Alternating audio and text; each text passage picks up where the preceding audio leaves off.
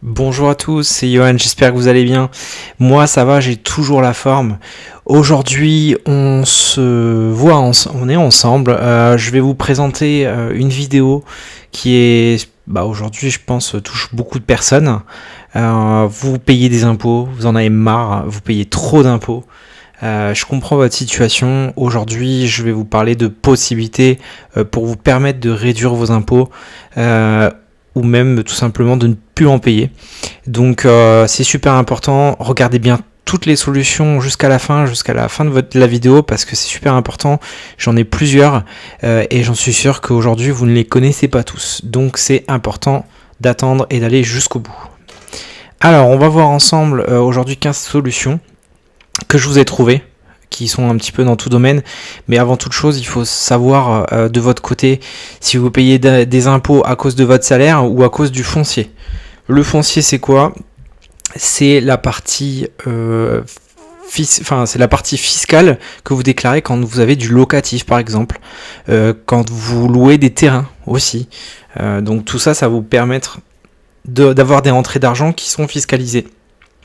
Donc le foncier est vraiment particulier, mais on va prendre le problème à l'envers, mais vous allez voir, le foncier c'est quelque chose de particulier, donc on va voir ce qu'il est possible de faire. Donc on va parler déjà des produits d'épargne. Donc dans le premier, le plan des PER-Co. Qu'est-ce que c'est ? Donc le PER c'est le plan d'épargne retraite. Et le PER-Co c'est le plan d'épargne retraite complémentaire. Donc le PER généralement c'est à vous de le mettre en place, de l'alimenter, et le PER-Co généralement il est déjà existant via votre entreprise. Dans le cas où vous en avez la possibilité, votre entreprise généralement vous relance en vous disant est-ce que vous voulez placer de l'argent sur ce plan d'épargne retraite complémentaire qui vous ramènera une retraite complémentaire le jour où vous aurez l'âge de la retraite. Quel est l'avantage de ça ? C'est que vous allez diminuer vos revenus imposables.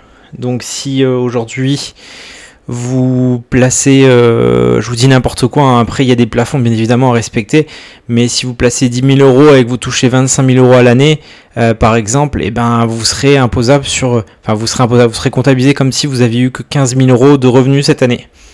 Donc ce qui peut vous permettre de ne pas payer d'impôts à ce jour. Donc ça peut être super intéressant. Et au final, à la suite, le jour où vous êtes en retraite, vous pouvez être fiscalisé, mais généralement quand on est en retraite, on touche beaucoup moins d'argent. Donc même si vous êtes imposé, vous serez peut-être imposé à 11 ou peut-être même pas du tout. Une autre possibilité, le plan d'épargne entreprise ou plan d'épargne groupe. Donc ça, encore une fois, c'est lié à votre entreprise. Malheureusement, aujourd'hui, toute entreprise n'a pas cette possibilité-là, ou du moins ne l'a pas disponible. L'intérêt, c'est que vous placiez votre argent. Donc généralement, c'est des dividendes qui sont reversés aux employés de l'entreprise, de l'intéressement. Et puis ces fonds-là, vous allez choisir de dire soit je les laisse sur le plan d'épargne entreprise, et donc ça va entre guillemets, vous allez avoir un petit peu de boursicotage avec des placements très sécurisés ou des placements très volatiles. Mais le but de tout ça, c'est que de les garder 5 ans. Et au bout de 5 ans, en fait, quand vous les sortez, ou alors si vous avez une raison particulière, comme un mariage, comme une naissance, comme de gros travaux qui agrandissent la surface de votre maison par exemple, il faudra bien vérifier, hein, ça c'est des clauses vraiment particulières, mais si vous voulez, vous touchez cet argent. Donc je vous dis n'importe quoi, si j'ai 4 000 aujourd'hui sur mon plan d'épargne entreprise par an, je m'en sers pas aujourd'hui, je les place, dans 5 ans je peux les retirer et je serai fiscalisé à 0, comme si j'avais rien touché. Donc ça c'est quand même très très très très très intéressant. Si vous avez l'occasion de le faire, faites-le. Au pire, mettez sur du fonds sécurisé. Vous allez perdre quoi ? 3 à 4 euros, mais derrière, vous ne serez pas imposé au niveau de tout ça sur votre fiche d'imposition. Ça sera franchement très très bénéfique. Quelle possibilité ? Je revenais juste au niveau du plan d'épargne entreprise. Vous pouvez même, il est abondé par votre entreprise. Donc si vous versez 100 euros par exemple et qu'ils abondent à 11%, vous aurez 111% dessus. Et il est même possible de faire des versements complémentaires de votre propre chef, hein, donc ça c'est intéressant. Ensuite, on va passer sur l'investissement immobilier. Donc tout à l'heure, je vous parlais, c'est du foncier. Si vous voulez, vous pensez que vous allez payer des impôts, vous êtes renseigné un peu sur le locatif, vous pensez que vous allez payer des impôts à cause de ça, ou vous en payez à cause de ça actuellement, pensez à faire le changement. Peut-être que vous êtes en locatif nu. Et aujourd'hui, c'est pas forcément idéal. Pourquoi ? Parce que le locatif nu, il y a très peu d'abattement, sauf si vous avez des travaux. Mais par exemple, si vous avez des travaux pendant 2 ans, 3 ans, peut-être que vous ne paierez pas d'impôts. Mais c'est dommage. Alors qu'avec la LMNP, donc l'allocation meublée non professionnelle au réel, vous allez défiscaliser, vous allez tout déduire.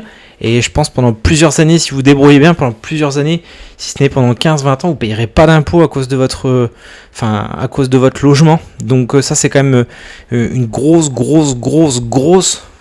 plus-value sur ce facteur-là qui est le LMNP. Je vous en parlerai un peu plus longuement dans une prochaine vidéo. Ensuite, on va avoir tout ce qui va être Pinel sur du neuf ou de la VFA. Donc c'est de la vente en futur d'achèvement. Donc en gros, vous achetez un bien qui sera neuf mais sur des plans. Voilà. L'investissement il est sur 6, 9 ou 12 ans. Et ça peut vous permettre d'avoir une réduction d'impôt de 12, 18 ou 21% selon la durée. Voilà, jusqu'à un certain montant qui est de 300 000 euros. Donc c'est large aussi. Après, attention à la Pinel parce que c'est du neuf. Donc généralement, quand vous faites construire ces neufs, le jour où vous récupérez votre bien, il est plus neuf. Donc il faut déjà, vous pouvez pas construire n'importe où, genre de choses là. Il y a des secteurs particuliers, mais il faut faire attention à la décote du neuf. Si vous achetez un bien de 150 000 euros ou 200 000 euros, un appartement neuf, et puis qu'au bout de 12 ans ou 15 ans, il en vaut au moins 30% de moins, est-ce que c'est un bon investissement ? Voilà. Ça, c'est super important de voir par rapport à ça. De Normandie, qui va être la suite, ça va être sur de l'ancien. Donc là, c'est un peu la même chose que du Pinel. C'est un peu l'extension, entre guillemets, et vous allez être sur de l'ancien. Donc là, pourquoi ils ont fait ça ? Parce qu'ils veulent que les biens qui soient en centre-ville, dans certaines grosses villes, soient plutôt rénovés et qu'il n'y ait pas de perte d'énergie. Voilà, donc ça va être un peu la même chose, hein, avec des endroits particuliers où vous pourrez faire cet investissement-là, mais pas tout partout en France. Ensuite, on va avoir les investissements dans les entreprises. Donc aujourd'hui, on a tout ce qui est Girardin industriel. Donc là, ça va être un investissement sur du matériel industriel ou agricole pour des sociétés exploitantes dans les Domcom. Donc c'est le nouveau nom qui remplace les Domtom. Qu'est-ce que ça va vous générer ? Une réduction d'impôt plus importante que votre investissement. Donc en gros, vous investissez par exemple 10 000 euros en 2020, cette année, et puis l'année prochaine, vous allez avoir 11 000 euros de réduction.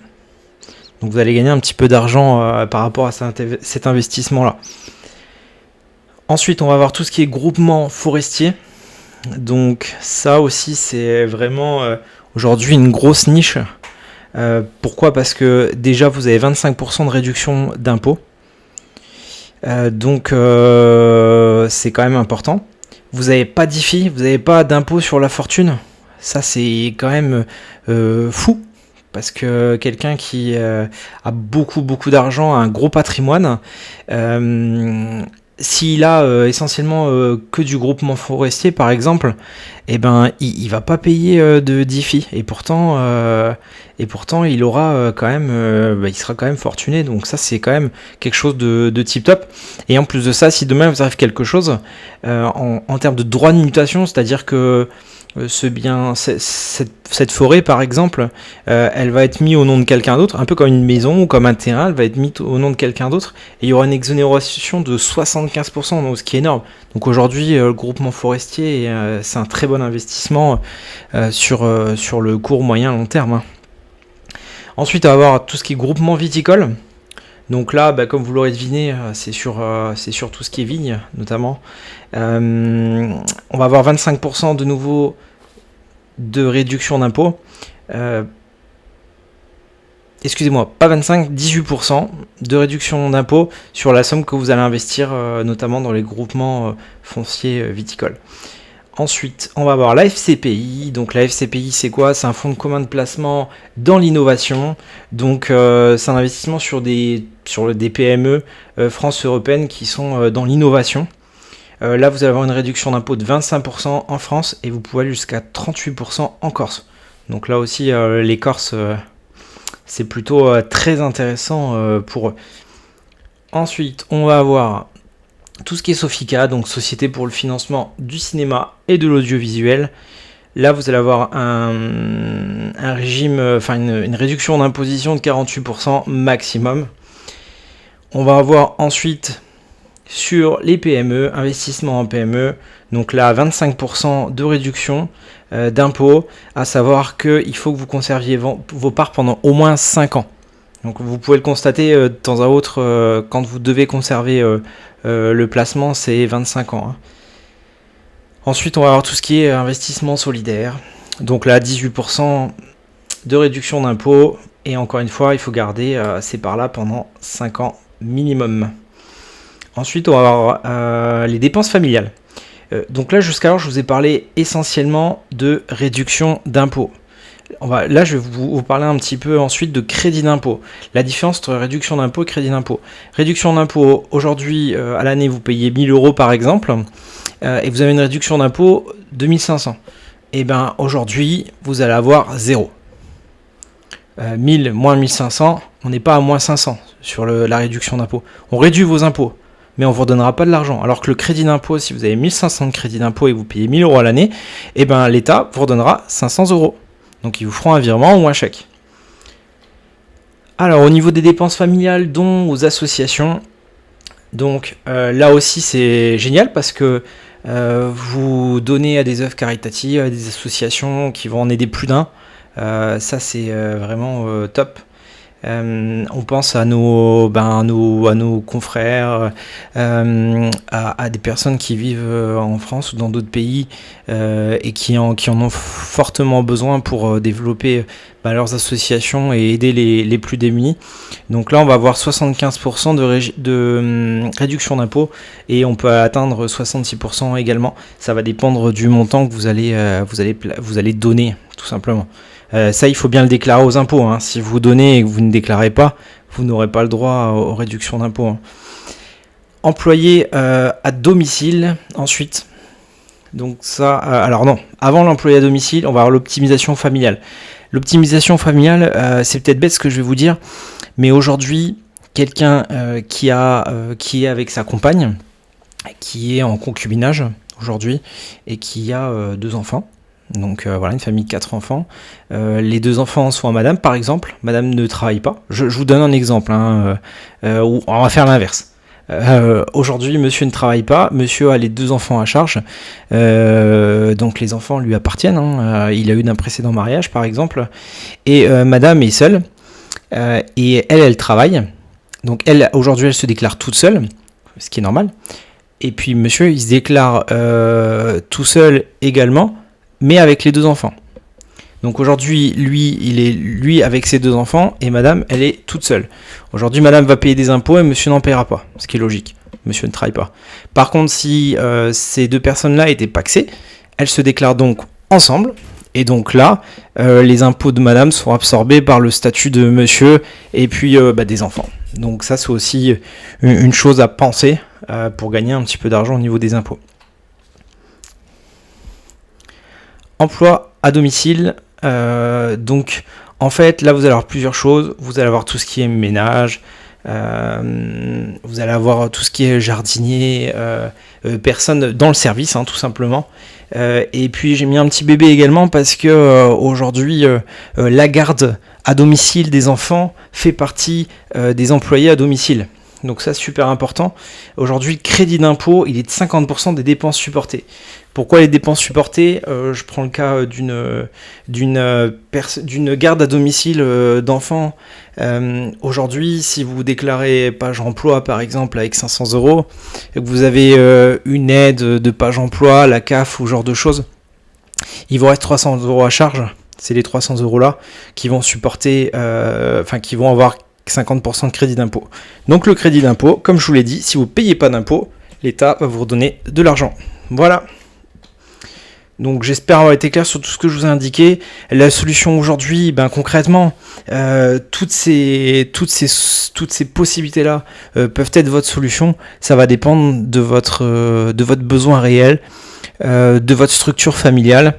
Et en tout cas, moi je vous aurais donné tous les outils pour pouvoir choisir au mieux.